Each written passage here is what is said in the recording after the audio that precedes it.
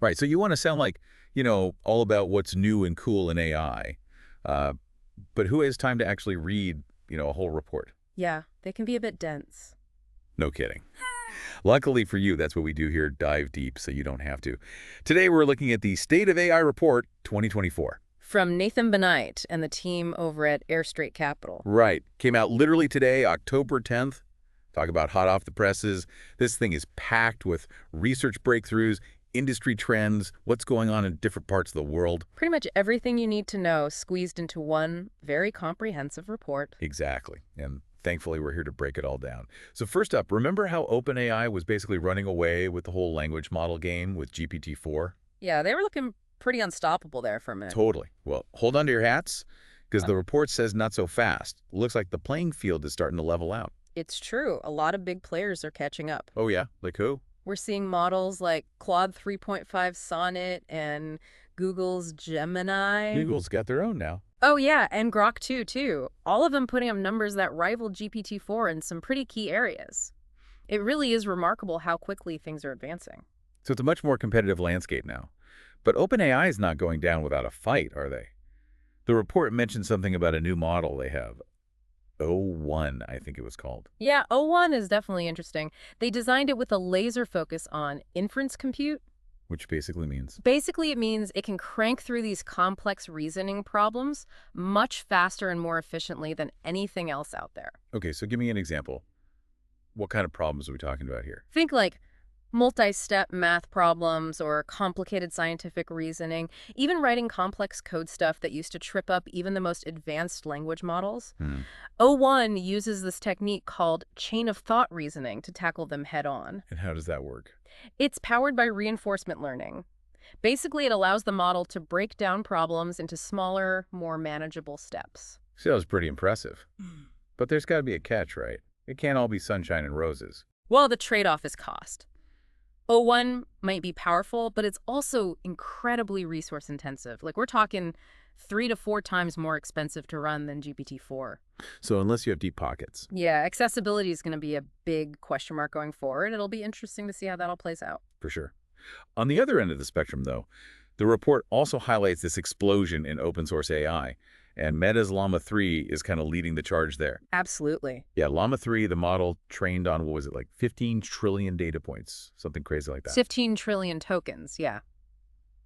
Which is just an insane amount of data. It's the first open source model that can genuinely go head to head with those big closed source models. So you're saying that finally the little guy has a chance. For sure. And the report backs that up. Apparently, there have been over 440 million downloads on Hugging Face. Which, for people who don't know, Hugging Face is basically the go-to platform for this stuff. Exactly. So yeah, open source is definitely having its moment. That's wild. But the report also brought up this thing called data set contamination. Right. What is that? That's kind of the reality check. It seems some of these performance gains that we're seeing, especially in benchmark tests, might be a little inflated. Inflated? You mean like, are these models cheating on their tests? Sort of, yeah. Basically, these models are so good at memorizing data that they might just be remembering answers from the benchmark data sets they've been trained on instead of actually learning how to solve the problems. So not real learning, just very, very good memorization. Yeah. And it makes it tough to tell how much progress is actually being made. Researchers are starting to create new benchmarks to address this. So we got to make sure they're actually learning and not just becoming master memorizers. Exactly. Okay, so moving on. What's going on in the global AI landscape? I remember all those U.S. sanctions aimed at slowing down Chinese AI development. Did those even work? Well, it seems like they haven't stopped Chinese AI labs from doing their thing. Labs like DeepSeek and O1 AI are still climbing the leaderboards, especially in areas like coding. Wow. So what are they doing differently over there? They're getting really innovative with their approaches. DeepSeek, for instance, they've pioneered this new technique called multi-head latent attention. Well, catchy. Yeah, and it's pretty amazing. It basically helps to make these large models much more efficient to run. So they're finding workarounds to make these big, complex models actually usable. Exactly. And it shows that they're not just keeping pace, they're actively pushing the boundaries. It's a good reminder that AI progress isn't limited by geography, Innovation can come from anywhere. Absolutely. And speaking of innovation, another big trend the report highlighted is that models are getting leaner. Leaner. And meaner in a good way, of course. Okay, now I need to hear more about these lean, mean AI machines. Researchers are getting incredibly good at shrinking down the size of these models without sacrificing performance. Is that even possible? It is. Through techniques like knowledge distillation and layer pruning, they're managing to create smaller, more efficient models that can run on much less powerful hardware. So it's like trading in your gas-guzzling SUV for a sleek, fuel-efficient sports car. Same power, less overhead. Huh. That's a great way to put it. And a perfect example of this is a model family called Minitron. It can achieve comparable performance to some much larger models, but with far fewer resources. That's amazing. So more efficient AI is definitely a good thing. And it's not just in language anymore, right? AI is showing up everywhere. Everywhere. Take AlphaFold 3, for instance. It's already changing how we do protein structure prediction. Yeah, that was huge. And now it's going even further. We're talking modeling interactions between DNA, RNA, antibodies, all kinds of stuff. Wow, so it's like AlphaFold hit the gym, got even more ripped. Huh, something like that. Although not without a little controversy, I should add. Oh, what's the drama? Well, DeepMind, they developed AlphaFold, and they haven't actually released the code for this latest version yet. Really? Why all the secrecy? It's a big debate in the AI community right now. Open sourcing versus protecting intellectual property. In this case, because it's not open, it's actually caused a bit of a race among startups who are all trying to build their own versions. Sounds like something out of a movie. But AI isn't just about molecules and proteins, is it? Now it's moving into the realm of the mind. It is. The report actually talks about this new model, BrainLM, which is trained on fMRI data. Hold on, fMRI data? You mean those brain scans? The very So it can actually look at those and tell what's going on? It can analyze those scans and predict things like personality traits or mental health conditions, even someone's cognitive abilities, all with remarkable accuracy. Okay, that's incredible. And also a tiny bit creepy. Understandably, it's really pushing the boundaries of what we thought was possible. And of course, it does raise some ethical questions about privacy and potential misuse. AI that can analyze brain scans, design new materials. Tell me if I'm having a bad day just by looking at my emails. Where does it end? That's the million-dollar question.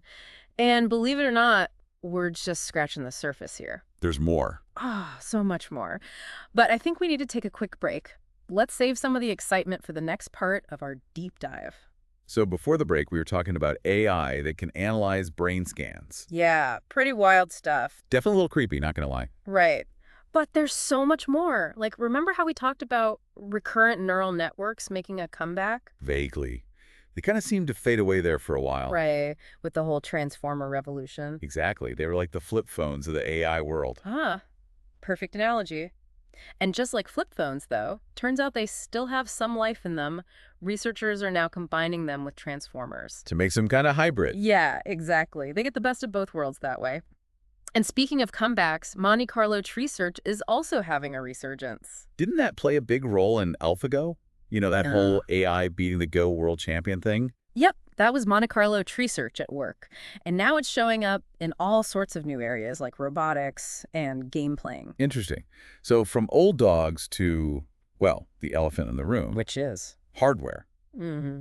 You know, all this AI stuff needs serious computing power. Ah, right. The hardware that makes all the magic happen. Exactly. It doesn't matter how good your algorithms are if you can't even run the darn things. That's one way to put it. So who's winning the AI chip race these days? Well, it's still NVIDIA's game to lose. Figures. Yeah, their new Blackwell family of GPUs is looking pretty impressive. How so? They are promising major performance gains, plus they're going all in on this sovereign AI thing. Sovereign AI, what is that? It's this whole idea that governments need their own AI capabilities, you know, not reliant on other countries. Right, and of course NVIDIA's like, hey, we got the chips for that. Exactly. Makes sense.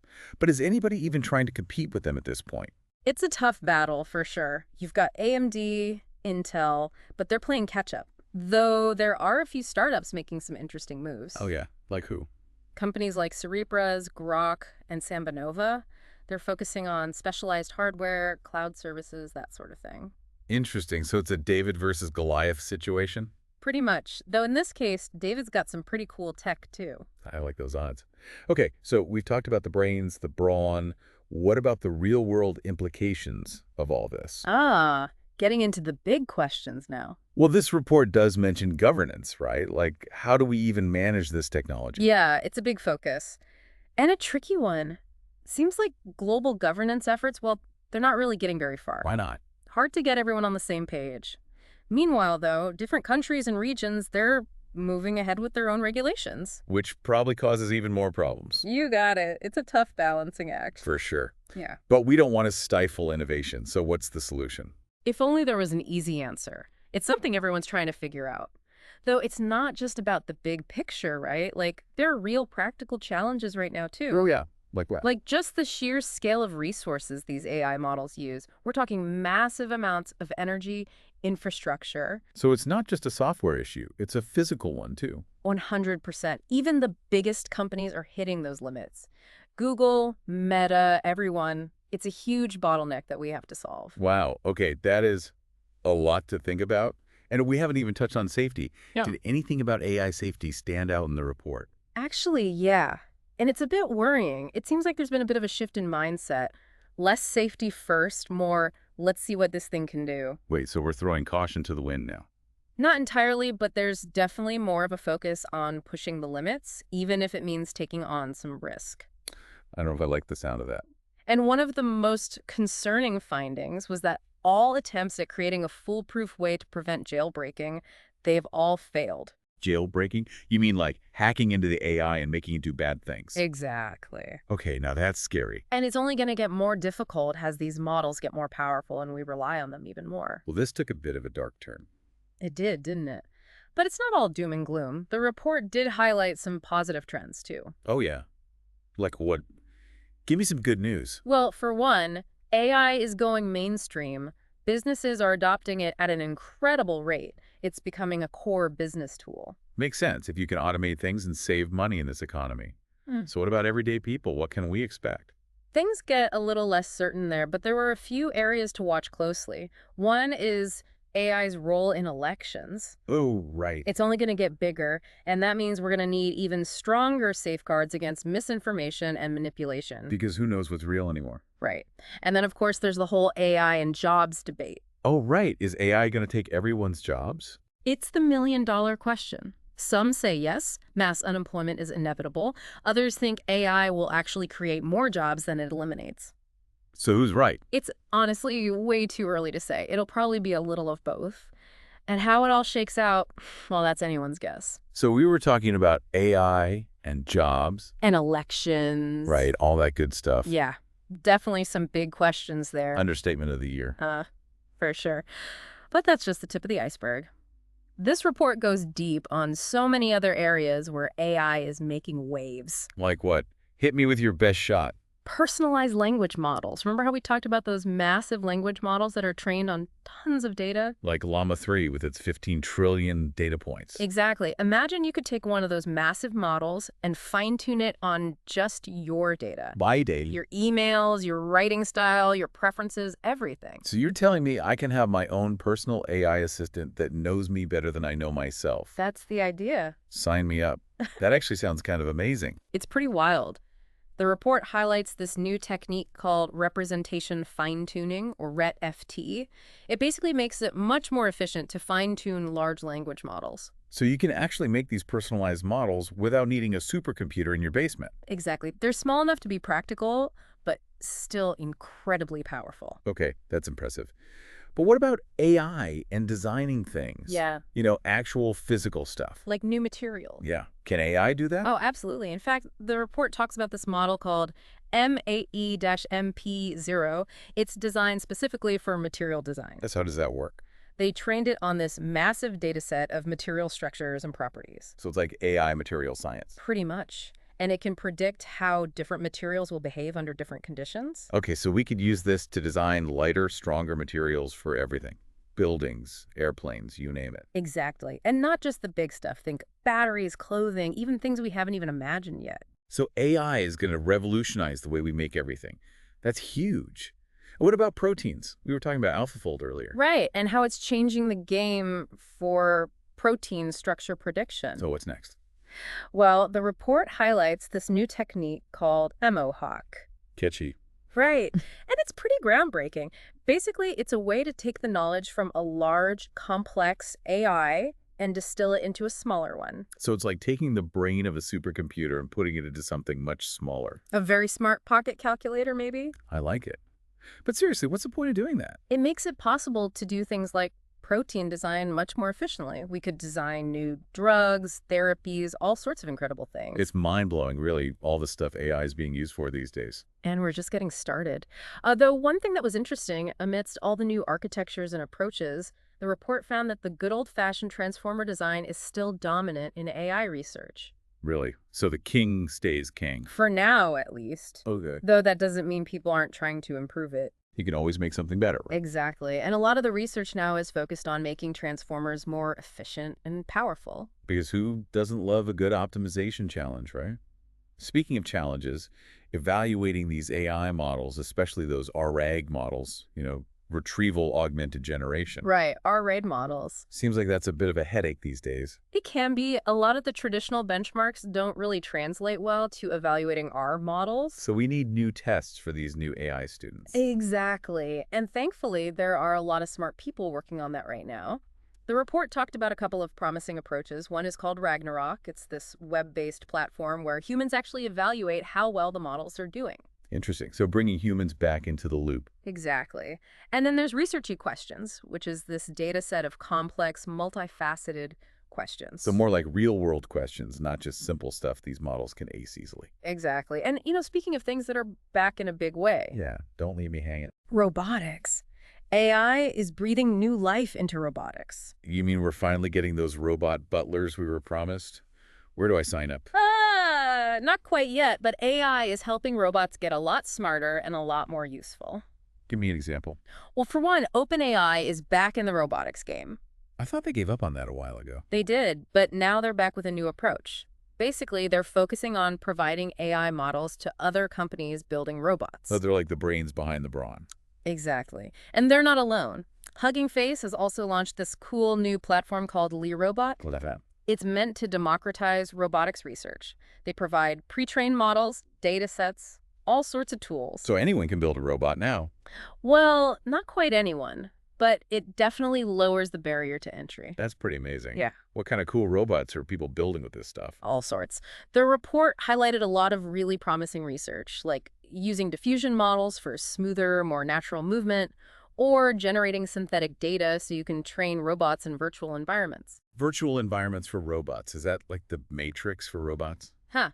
Something like that. And this is important because it lets you train robots for all kinds of crazy scenarios without actually putting them in harm's way. Okay, that makes sense. But I gotta ask, what about those robot dogs? The ones that are super cool, but also kind of terrifying? You mean like the Boston Dynamics Spot robots? Yeah, those things. They seem a bit clumsy sometimes. Well, AI is helping to make them a lot more graceful. So you're telling me we're actually getting closer to a future with robot dogs as pets? Hey, I'm just reporting what the experts are saying. Fair enough. Okay, so we've covered a lot here. Personalized language models, robot dogs, AI material science. Is there anything this report didn't cover? It's a pretty comprehensive report, though one thing we haven't mentioned yet is the role of startups in all of this. Right, because it's not just the big players anymore, is it? Definitely not. Startups are incredibly important for driving innovation in AI. They're often the ones pushing the boundaries, coming up with completely new approaches. And probably getting bought up by the big guys for a lot of money if they're successful. That's how it usually works, yeah. But seriously, startups bring a lot of energy and creativity to the field, and the report highlighted a bunch of really promising companies doing some amazing things. Well, that's exciting. So much innovation happening. What a time to be alive. No kidding. Well, this has been an amazing deep dive, but unfortunately, we're out of time. Already, it flew by. I know, right? But hey, that's what happens when you're talking about the future of AI. Time just seems to disappear. I could talk about this stuff all day. Me too. But we got to save something for next time, right? So for everyone listening, thanks for joining us on this wild ride through the world of AI. We'll be back next time with another deep dive into all the latest and greatest developments. Until then, keep learning, keep exploring, and most importantly, stay curious.